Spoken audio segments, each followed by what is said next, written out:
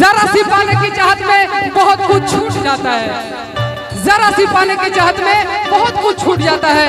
नदी का साथ देता हूँ, समंदर रूठ जाता है। प्यार प्यार प्यार लिखने और पढ़ने में आसान दिखती है साहब, प्यार को निभाने में अच्छो अच्छो का पसीना छूट जाता है।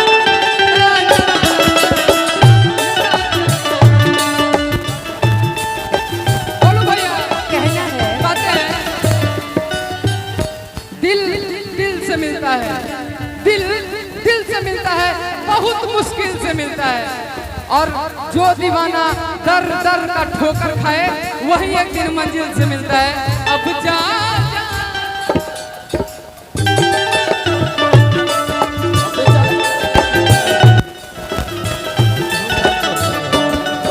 हर शाम सुहानी नहीं होती, हर शाम सुहानी नहीं होती, हर चाहत के पीछे कोई कहानी नहीं होती।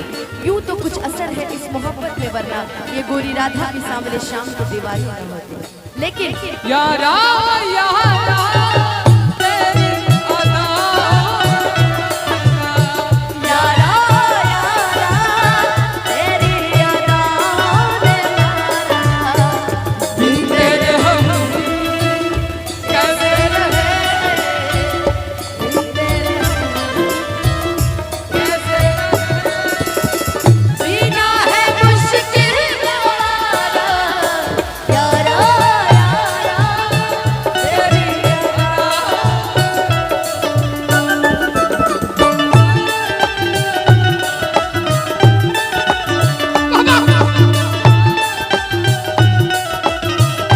लेकिन ठीक है मोनू भैया, आपका फेवरेट गाना गा रही हूँ तो आज हम ये कर रहे हैं।